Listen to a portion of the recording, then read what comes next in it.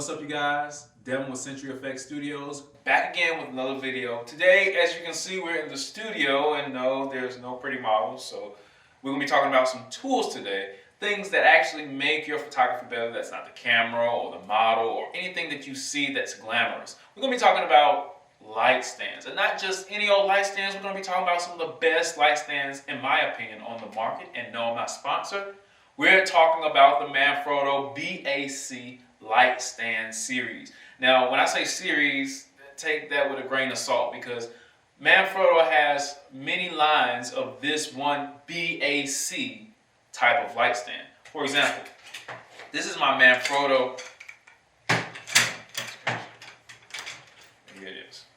Now, to get the angle, I gotta get it like this because it's so tall, even at its smallest size. But this is my Manfrotto 1004 BAC light stand. I love these light stands for a really good reason that I'm going to talk about later.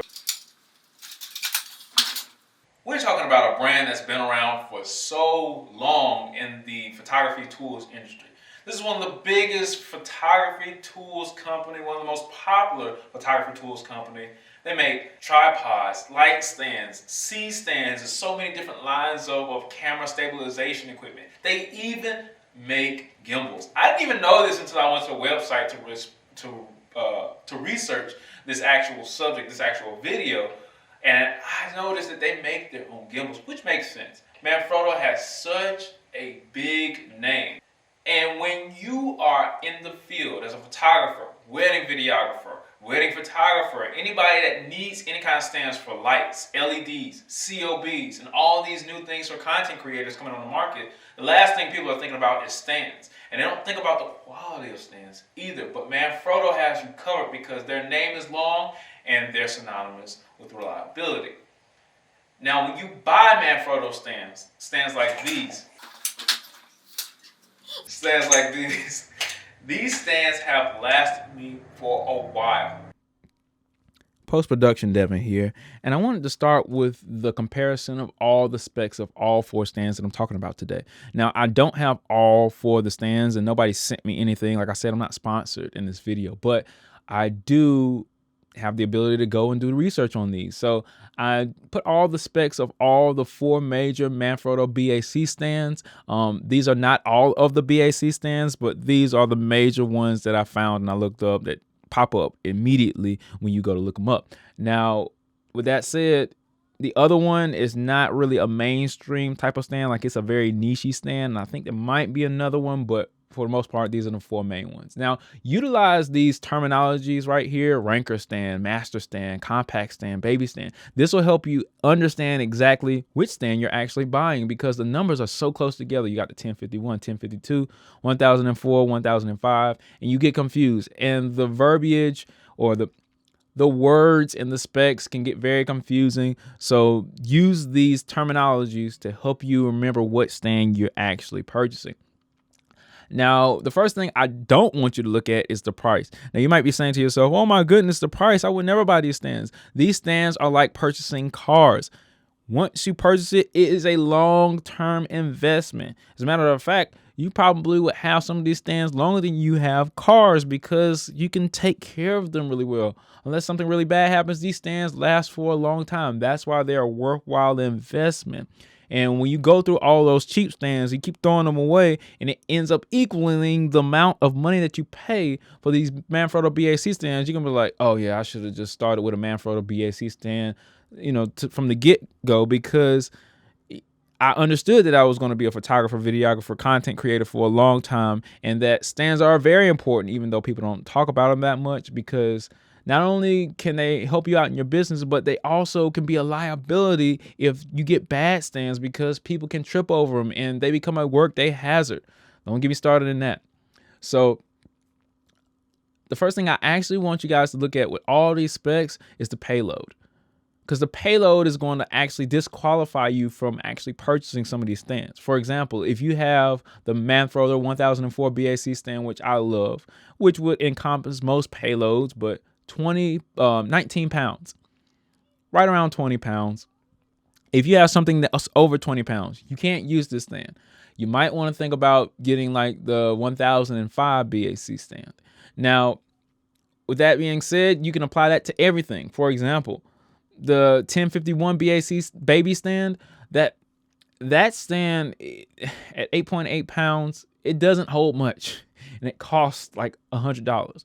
Most of the time, I would just look past that baby stand. The baby stand would be good for something like somebody flashing onto the backdrop with some really, I want to say lightweight speed light, no mono lights, maybe the 200 Evolve, something like that would work, but you would be using this to flash onto like backdrops and hair lights and background lights, but you really need to weigh these down. Understand that the smaller the stand is, the smaller it telescopes, which means the minimum and maximum height. The smaller it is, especially when it rises, it will be attracted to hitting people. Or excuse me. The smaller the stand is, the easier it is for somebody to walk into it and trip over it. Now, also understand that even though the stand might be lightweight, that does not mean that that payload gives you what you need. So for example, if you go from the 1051 to the 1052 stand, you're increasing your payload by about 2.5 or 3 pounds. This might be the difference between you actually using the stand and using the stand, but you're also increasing the price by almost $30. So you're sitting there like, I gotta pay another $30 just to have a stand that actually works with the device that I have because it weighs 10 pounds or more. So you have the compact stand and the baby stand, which are very, very different. But you also have the 1004 or the 1004, and you have the 1005. These two stands are very, very similar, but also functionally very different. So their payloads pretty similar. It goes from 19 to 22 pounds payload. So if you have devices or things to put on the stands that are within that reach, you can go ahead and put them on there, and they will work fine. But you have to understand that you don't get so high on the 10,005 BAC. That stand doesn't have a riser that gets as high as the 10,004 BAC stand. But you have to understand that if you get the 1004 BAC stand, if you get that stand, you have to understand that that stand, even though it goes higher, it has less of a payload. And also you have to understand that when you raise those stands, the higher they get, the less leverage you have over the device. So you need to put more stand backs on there because the bigger or wider poles tend to have more leverage. They have more control over the device. But if you're in windy situations, all these other things, the higher you put the stand, the less control you have over it. More weight you're going to need for that 1004 BAC stand. If you like to use big modifiers, high speed sync, big, mono lights, all that other stuff where, the 1005, you might not need it as often. But those are some of the things to think about. Also, the big difference between the 1004 BAC and the 1005 BAC is that reversible spigot adapter that you can put in the top of the 1005, but you can't put in top of the 1004. The 1004 BAC stand, you have to just screw that extension thing on the top, which I found extremely cumbersome. Don't do that. Just buy the 1005 BAC stand. But if you need the height of the Manfrotto 1004 BAC stand, then get that one instead. But there's not also a big price difference in the 1004 and 1005. If you can keep up with that little adapter for the 1004 to put on top of that stand, then do that. But also understand that it's all built into the 1005. You just get less height, but also more payload. Also, guys, for those of you who don't know what payload is, that is the maximum weight that a device can handle before it starts to malfunction or breaks.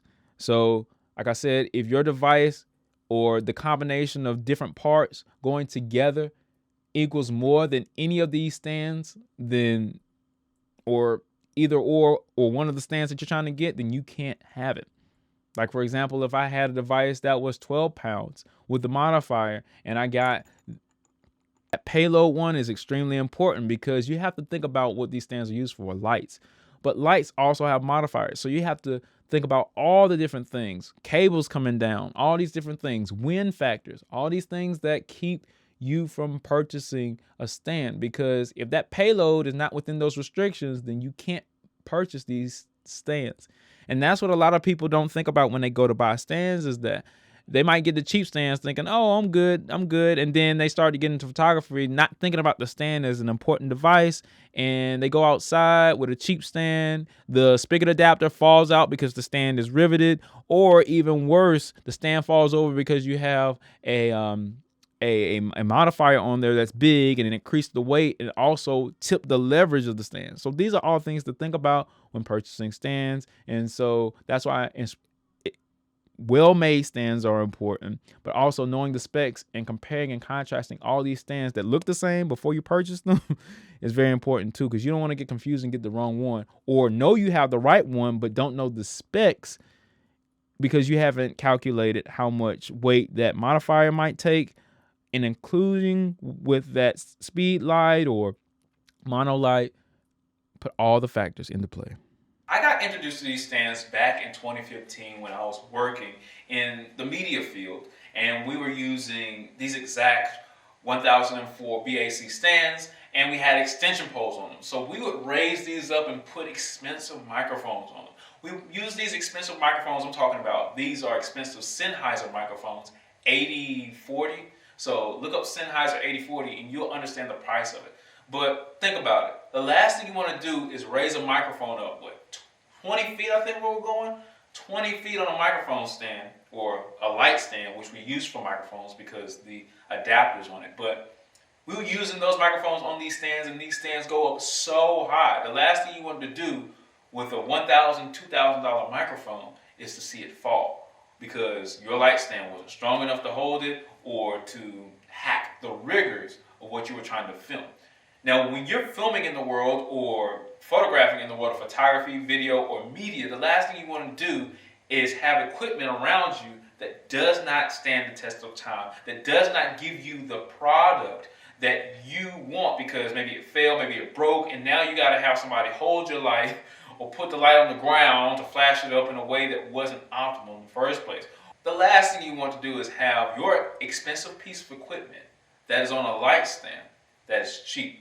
So the last thing you want to do is have a cheap light stand with a piece of expensive equipment on top of it. Something maybe like this Flashpoint Explorer 600. Probably somewhere around $500, $600 plus if you get the Pro version or if you get the ETL version. But the last thing you want to do is put it on a weak stand that can't hold it. Now, once you get these stands and open them up, pull them out of the box, you know that you have a high quality product. Let's go from top to bottom. Now, this is just the 1004 BAC stand, and this is the only one that I have, so this is the only one we're going to be using today. The same build quality goes for all the ones that we're talking about in the series. At the top, we have our standard adapter here. It's 5/8, but you do have a little adapter piece that you can screw on the top here to make it 1/4 thread. So if you need to put like a Zoom H4n, H5, H6, or any kind of standard microphone that has that standard port on there, or anything that has a 1/4 thread, which is pretty standard, you can put it on top of here once you put that adapter on here. But you got that 5/8 thread on there too, so pick your poison there. It has a heavy clasp right here. Crimp, clasp, whatever you want to call it.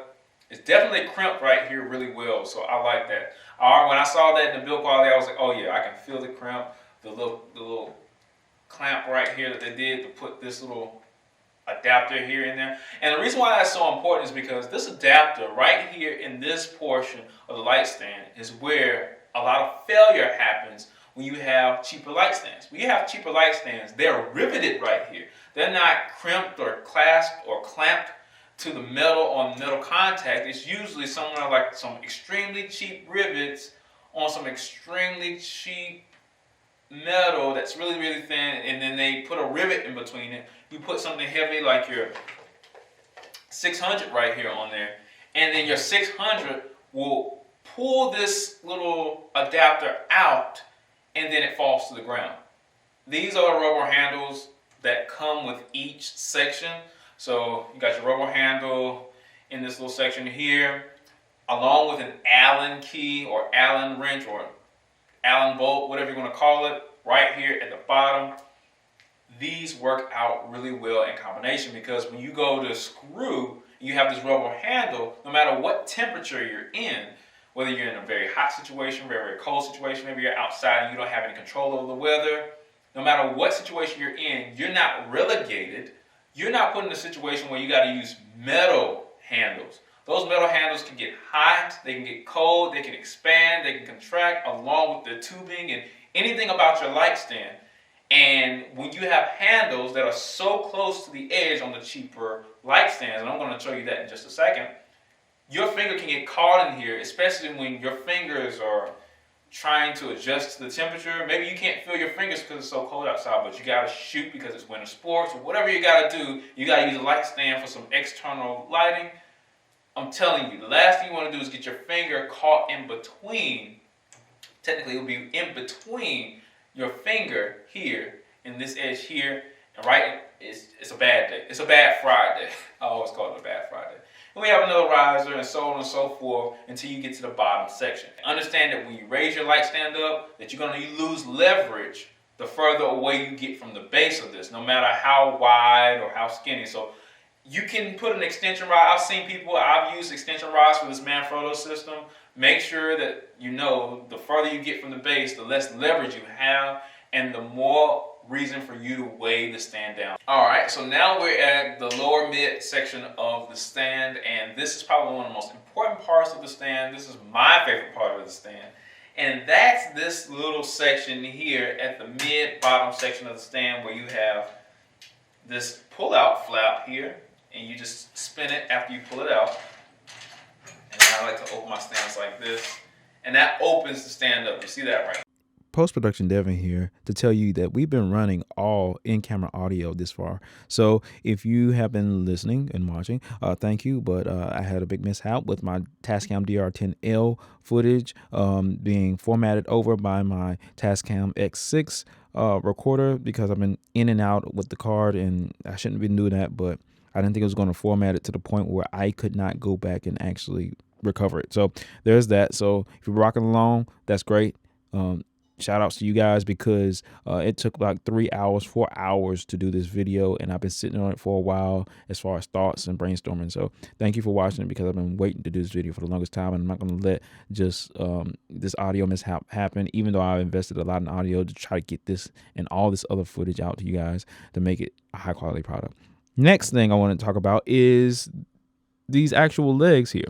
Notice that when I unlatched the legs of the 1004 BAC, that they kind of landed in the spot that they wanted to be in, and they stopped. They didn't go all the way down. They didn't go all the way. They stayed at a certain spot, and I think Manfrotto did this on purpose because they stopped at the optimal spot for you to get leverage over that center piece, which gives you the most leverage from your foundation of your stand, which gives you the most leverage when you go to, put things on there. And that's awesome because there's so many times I've seen, amateur photographers, and videographers who are putting things on light stands that overextend the stands or underextend the stands, and it just completely takes the leverage away from it, like a bowling ball pin. So that's something to think about, how much thought and craftsmanship went into this stand. All right. Once you get the stand open, you can turn it back the opposite way. What is that, righty-tighty, lefty-loosey kind of thing. And then once you get it tight enough, you can lock it or seal it like that. Now you might be saying to yourself, what is this flappy thing right here? There's many reasons why Manfrotto put this flapping lock design right here. Now this is the bolt. This is the bolt that controls the up and downward motion of this lefty-loosey, righty-tighty. But it controls the upper and down motion of this section of the light stand. And when I tighten it up, I'm going to go righty, and then I'm going to lock it just like that. You might be saying, well, why not just have a traditional bolt? Well, the design of these particular stands, this goes for the 1004, 1005, and all the stands we're talking about with the BAC lineup of Manfrotto stands, is that they actually click together. All right, let me show you how this works out. Now, like I told you, it actually has a button right here. You might be like, that's pretty cool. And it has the Manfrotto logo, right? Because, brand recognition. They gotta let you know who did this. And I'm pretty sure they have a patent on this design. But these stands go together. They actually lock in place together. Now, you have this little triangle at the bottom here, and it sticks proud of the rest of the unit at the base. All right? So I'll just take the bottom of this. There's another triangle at the top of the unit, and that triangle just locks into the other side. So just like that. And once you hear that little small click, then it works well. The lock, kind of heavy, so I'm going to use both arms here, but check this out. 2 stands here. Bang, not going anywhere, they're locked together. And that is ingenious. You just press the button here again to unlock them. Now you might be saying to yourself, Devin, how in the world can this help you as a photographer? Well, think about a photographer that's part-time or even full-time, taking their own equipment out to the field. They're a strobe photographer. They like using a high-speed sync, or they like to take videos and they like to have an external lighting source like the Godox VL200 like I'm using here, along with another 1004 BAC stand. You might be saying, well, how does this help them? Well, when we go to travel and you got to have such a big stand in your vehicle, and you got to have multiple stands, because typically people use a 3-light setup. Hair light, maybe some kind of main and fill or background light, something like that. So 3 to 4 lights minimum for a professional setup. Even in here I'm using 2 lights. You got to understand that having this design with multiple stands is invaluable to your space and the livelihood of your stand. Try to match the ones up within their line. So 1004 with a 1004 with another 1004. Same thing with the 1005s. But I think the 1005s and the 1004 series stands can clamp together all together, because this section seems to be the same size. But I don't have a 1005 BAC stand. I might end up getting that one. If you guys have one, in the comments below, let me know if they can all clamp together. So you've invested in this stand. Well, here's a top tip that you can abide by to keep your stand in good shape and also keep it safe. Now, there's no way I'm going to have a stand on the table like this unless I'm displaying it, right? But I use these. Now, a lot of people like to use sandbags, but I like to use these leg weights. I saw somebody on staff at another one of my photography jobs, and they had leg weights, and I was like, oh, this would be perfect. Prodigen, or however you say it. These are Prodigen leg weights. I'm not sponsored. These are just ones that I bought for my own money. Also not sponsored by Manfrotto, if I haven't said that already. I bought it with my own money. These leg weights work really well, and they work better than sandbags in my opinion. Now, sandbags, you have to go and put the sand in the bag, and it might burst open on a gig, or it might leak sometimes, and you gotta find sand or find whatever else you want to put in there that's not sand. And this already comes pre-made. But even more important about these, and I think this is what, 10 pounds maybe? I'm not sure how much weight it is on here, but Prodigen, they have heavy bags, heavy leg weights. And so what I end up doing, and I don't just have one of these, I have like 4 or 5 of these. And I'll take this, wrap it around here, stand just like this.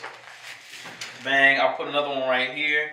And we're not on a level surface right now with the stand, but I'll put one right here, put one right here, and that really holds down the stand. Now, I've seen some people use kettlebells, I've seen people use sandbags, and all these other things, but I think these leg weights work really well when it comes to weighing down your life. Another thing that I love about Manfrotto are these bags.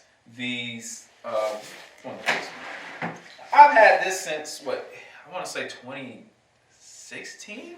2015? Let me see here. I think this is the 120 centimeter bag. This thing is pretty big, right? But this thing is durable. It looks brand new. It looks like I hadn't touched it. Like I just pulled it out the bag, and I can sell this. I can put this, hang this on the thing here. There's so many things. There's a bag on the inside, I believe. Yep, there's a bag on the inside here if you want to use a bag on the inside while you have stuff in here. I'll put tripods in here, but mainly I bought it for these light stands here. And interestingly enough with these bags, and of course you got to have the brand recognition here with this top cap here. It's this top cap. And you can actually put your stands in this bag. You can actually put your stands in this bag and just undo the top cap here. You notice, just to undo the top cap. If you undo the top cap, you can see everything that's pretty much in the bag. That's ingenious. I can just see, you know, stuff like that. Or if I have something that maybe I wouldn't necessarily advise you going around with it like this, but I can have something that's even taller sitting out of here, and I can just release the top cap of it. You know, it has a body strap on there, but I never used a body strap. I believe it had a body strap on here at some point. I'm not sure if it did. Yeah, here it is. It has a body strap on here. I never used that body strap, but it has two clickable clicks. You just zip it up. Goes wherever you need to go. And this zipper, it's one of the most durable zippers. I went through like 4 camera bags, and this bag has outlasted them all. Now, you got thick zippers, you got thick zips, you got, I don't know what to say. I mean, this thing is amazing. And I think some people have had issues with it in the past, maybe the build quality or recently, but I've never had any issues with this thing, man. Now, this stand here is the Flashpoint FPLS-9YL. Now, these stands, they work the same way. They're air cushioned, but like I told you before, look here. These stands in cold and hot conditions, they expand and they contract. Notice how my finger can get caught in here at any point in time. Notice how my finger can get caught in any of these little wedges here. And the way they're designed is like a little wraparound clamp kind of design here, where my finger can easily get caught in here a bad Friday. You don't want to be wrapping your finger up on a Friday, right? You're at work. This kind of thing. They all have these 5/8 to 1/4-20 thread units in them. And you can put them on each side and bang, bang, bada bop, boom. And then tighten them down here. Now, Manfrotto does have this in their lineup. They have it in the 1005 BAC, if I'm not mistaken. These Flashpoint branded stands are like half the price, if not even less than half the price, depending on what size you get. Why not just use these stands? Well, these stands don't clamp together. These stands don't, my finger gonna get caught. These stands, everything that I loved about Manfrotto, this pretty much doesn't have. Like the screws, they back out. They're replaceable, but why would you? Sometimes when you screw these too hard, they'll snap, especially if it's too cold outside or if it's too hot outside, mainly when it's too cold outside. You screw them, you can easily snap them because you don't really get a tactile feel when it's tightening up. Like the Manfrottos, like I told you, they're really plush. And when they start to get tight, you can tell, oh, they're tight, these are tight. These, they do get tight, but it's not a comfortable tight. The Manfrottos are comfortable tight because you got the rubber handles and all this other stuff. And mainly with all the Manfrotto stands that I was talking about today, you can actually switch things out. You could actually go to the ManfrottoParts.com store and switch out the handles. You can switch out any individual sections. You can get them replaced. And some things like the base is kind of like a patented design, so it's going to be expensive to replace, even if you can get it off the Manfrotto parts store. But there's so many things that you can change about the light stand that you can't with these Flashpoint stands. The only thing you can really buy with these Flashpoint stands is this little screw here, and this little spigot adapter thingy.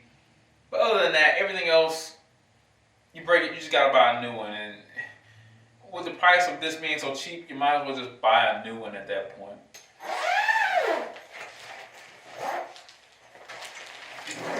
Now, this is a Flashpoint stand bag. Now, this is the 13-inch Flashpoint stand. We don't have to bring that out. I mean, that's just like the other one. There's no big difference that I just talked about. And this one's just like the other one that I just talked about. So there's no difference in this stand except it's bigger. The base is a lot bigger. But the stand bag itself is trash. It's fancy looking trash. It's nice, but these right here, the sew in parts of this, if you pick it up the wrong way, if you have a stack of equipment in your car and you go to pull for this and you forgot you had something sitting on top of this will just rip right off. This little strap right here will just rip right off. I haven't had an issue with these screws. I haven't had an issue with these zippers, but chances are these zippers won't stay on there long because of how thin the material is. And I've had most of these straps just ripped straight off, and I mean, they're cheap stands. You kind of get what you pay for, but there's, not that I know of, there's not an alternative bag that you can get. And another thing with this bag is it's so small, it only fits one stand. That's kind of counterintuitive. I mean, it doesn't work. I mean, like, we're going to have multiple stands. I mean, most people don't roll with just one stand. They roll with at least 2 stands, maybe 3 stands if they have that workflow. So I would encourage Flashpoint to make a bag that actually can hold this. I know in the Flashpoint, the monolights, they actually took the time out to make separate bags for the separate units. Whereas light stands, they didn't even, you got a bag. I'm Devin with CFXTV Studios. Stay tuned for the next video.